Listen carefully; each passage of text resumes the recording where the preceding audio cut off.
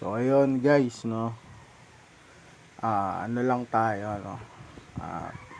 Video lang tayo, no, tungkol sa Hamster Combat. Ah, so nag-ano na sila, no. May token allocation na sila, no. Kung magkano yung token na ano, no, na allocate. So ano, ito yung ano sa akin, no. Yan. So yung yung token allocation nung sa account ko, no. So yan, so nakakuha lang ako ng 2,938,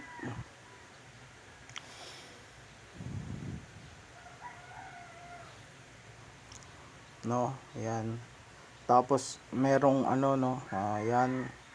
So may nakasulat na next unlock is 345 dot something, no. Then yung unclaim is 2,593. Yan. So para yung ano, no, para sa akin lang, no, medyo ano, no, medyo mababa yung bigayan, no. Hindi ko alam kung sa inyo ganon din. So ito yung mga pinagbasihan, no, which is passive income, and then earn task, yan, trends 51, achievements, then keys, no. So sa passive income ko, no, kung itatanong nyo, no, nasa mga 8,800,000 something ganon, no. Yun yung passive income ko, no. So ano, so ayun yung pinakamalaki. Then earn task, hindi ko alam kasi kung paano nila yan breakdown, no. Yung allocation nila na yan, no, kung paano sila nag-breakdown ng allocation, kung ilan ba yung multiplier na ginamit dyan, no. And then friends, yan, meron akong dito sa passive income is meron akong 8,800,000, no, something ganon. Tapos friends, meron akong 11 friends, no. Then 51.5 something lang, no. Then achievements, yan, sa achievements ko okay naman.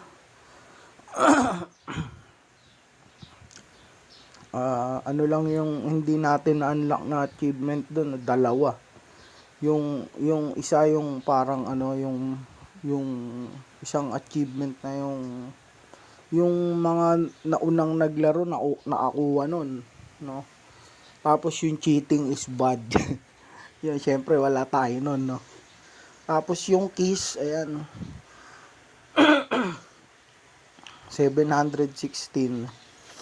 Bali yung keys ko is ano, nasa 270 or 80 ganun, plus ganun yung bilang, no. So 716 point something lang din siya, no. So ngayon, so parang ang token distribution nila is parang mababa, no, parang mababa.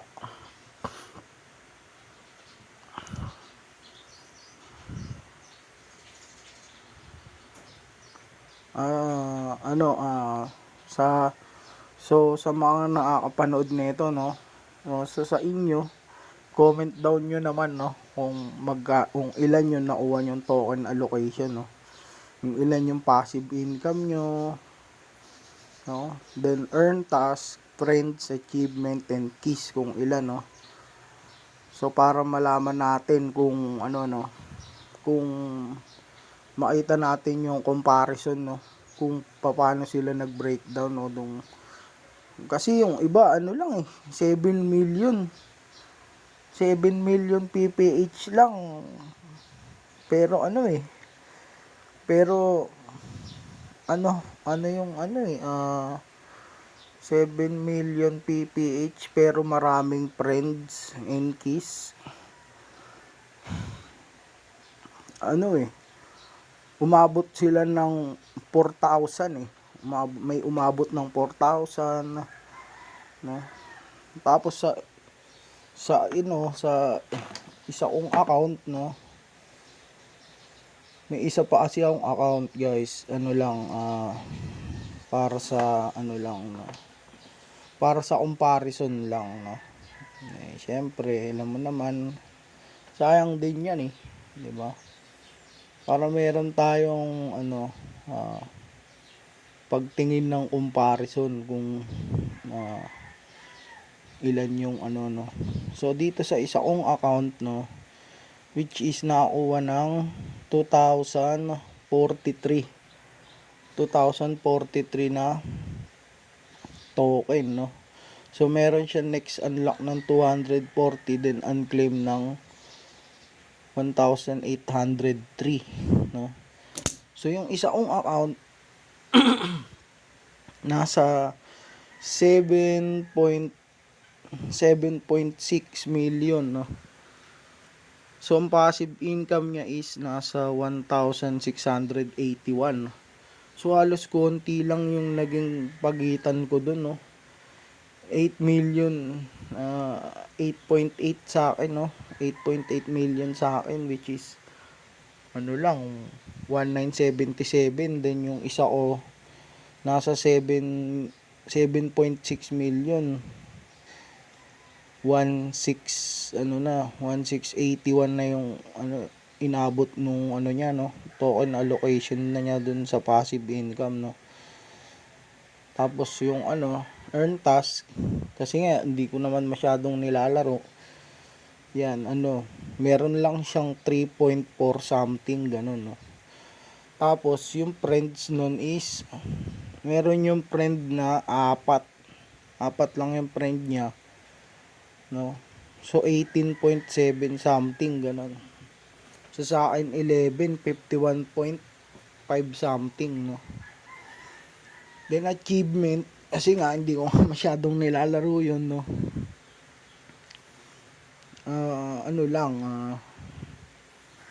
Nasa 43.5 lang. So ayan, medyo lamang yun sa akin kasi ito yung main ko, no. Then yung keys nun is nasa lang 110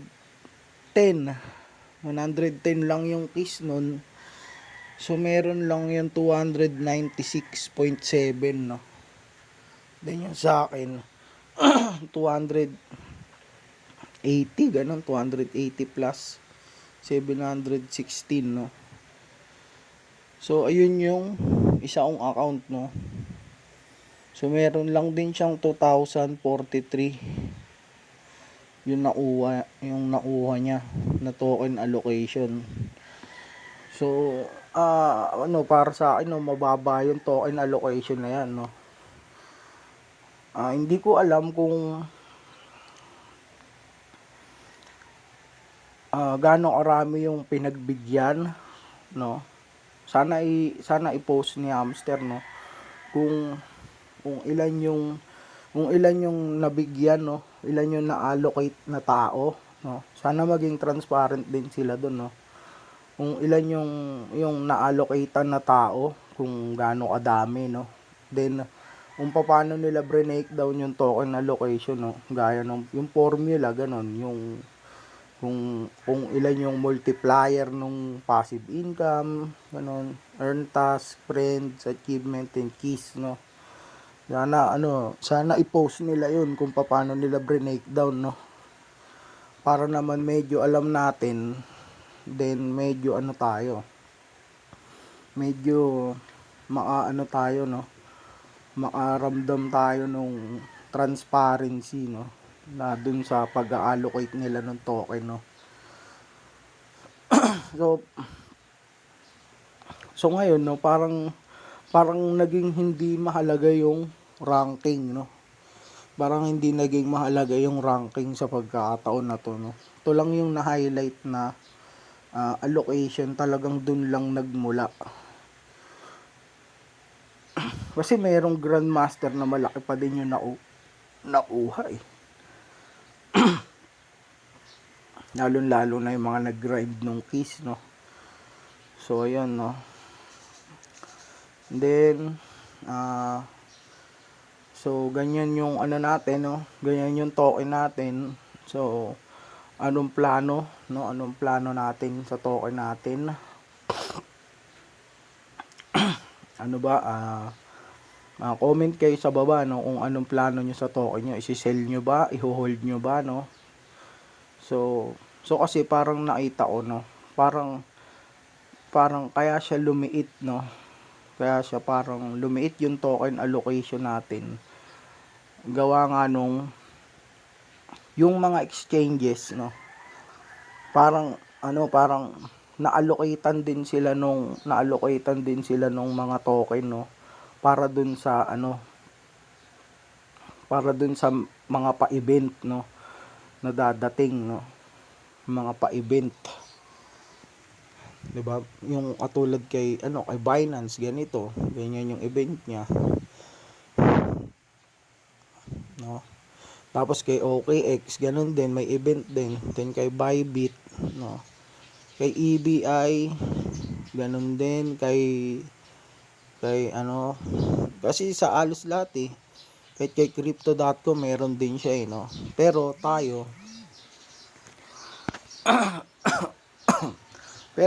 no, ang ginamit natin dito is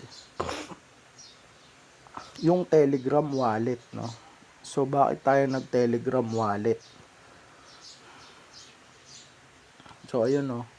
At papaliwanag natin sa inyo, no, kung bakit tayo nasa Telegram wallet, no.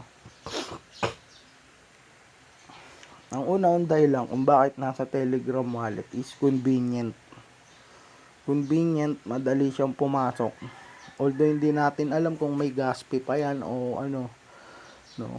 Kasi ang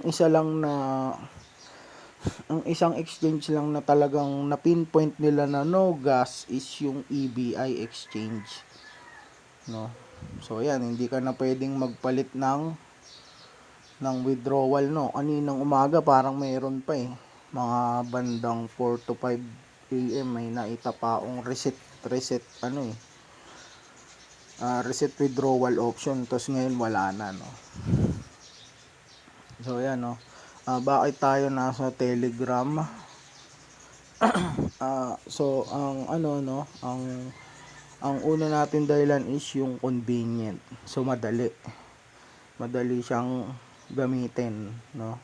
Isa pa, kung kunyari multiple device user ka, so ang isang offer diyan ni Telegram is kapag ka magsisend ka ng Telegram wallet to Telegram wallet is walang fee, no.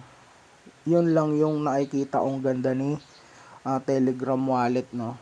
So sending siya ng wallet to wallet, same Telegram wallet, is walang bayad.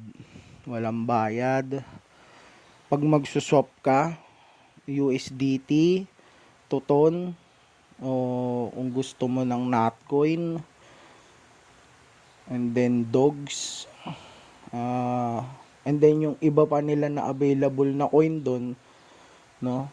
So ilan lang yun eh, konti lang eh, puro mga mga utility coin ganon ng TON network, no.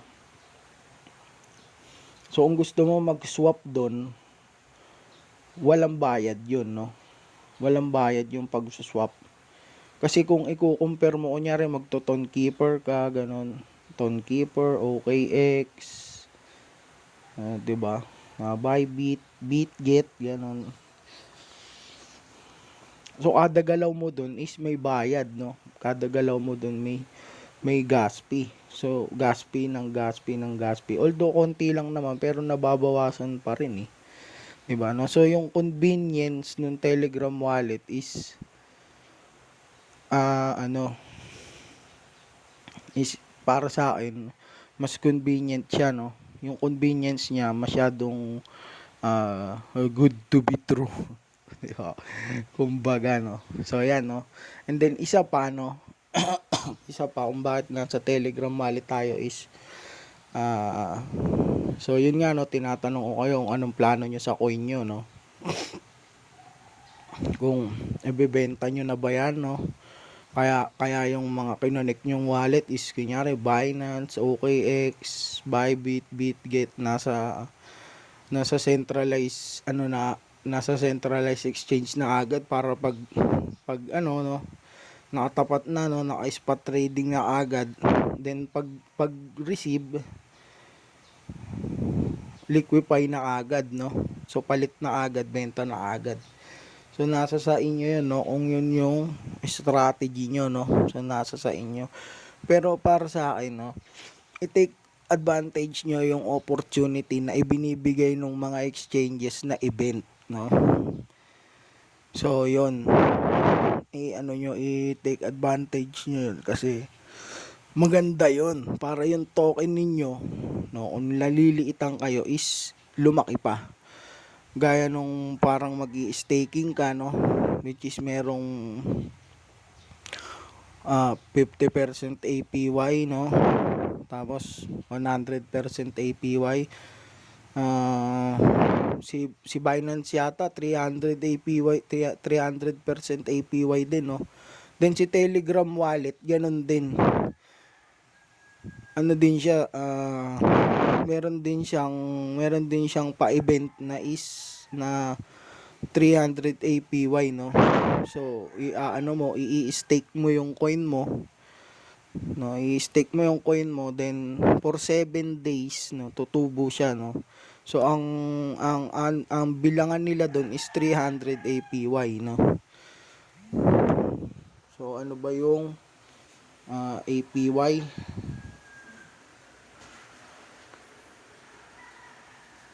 So ano yun, yung yung pinaka bayad, no.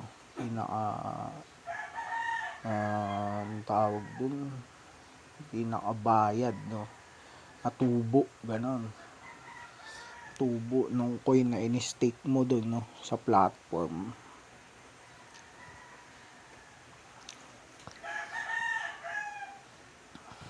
So yun, no, yun, so kanya-kanyang no, kanya-kanyang plano, no, may mag-hold, may magbebenta, yan, may iti-take opportunity yung mga event, no, which is mas maganda.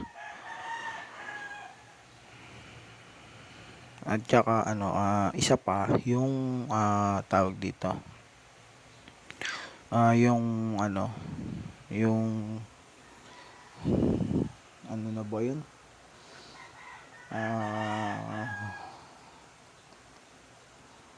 putya, nakalimutan ko pa yung sasabihin ko. So ayun, no, comment nyo sa baba, no, kung ano yung balak ninyo sa token nyo, no. Then sana comment nyo din kung ilan yung naging token allocation nyo, no, para ma-compare natin, no, sa mga magko-comment sa baba, no, kung ano yung mga, kung ilan yung mga naging token distribution ng bawat isa sa atin, no, para magkaroon tayo ng comparison, gano'n. Kwenta-kwenta natin kung ganito, ganyan, kung pair ba yung naibigay kay ganito, naibigay sa akin, naibigay sa kanya, gano'n, no, o kung meron tayong comparison, no, kung parehas ba yung nakuha natin, ganito, ganyan, no. So yun, no, sana mag-comment kayo sa baba, no, para makita natin kasi ginawan ko lang ng video to, no, kasi may nag-comment sa atin dun, may nag-comment sa atin, pasilip daw, no, pasilip daw ng token na location natin. Kaya yan, ginawa natin ng video, yan, idol. Shoutout dun sa nag-comment. Kalimutan ko yung pangalan, kadadating ko lang kasi. So yan, no, yan, Yan, comment kayo sa baba, no, para malaman natin yung ano, mga token allocation natin, mga idol, mga boys, mga bossing, no. So, yun, no. So, yun lang guys, no. Yan.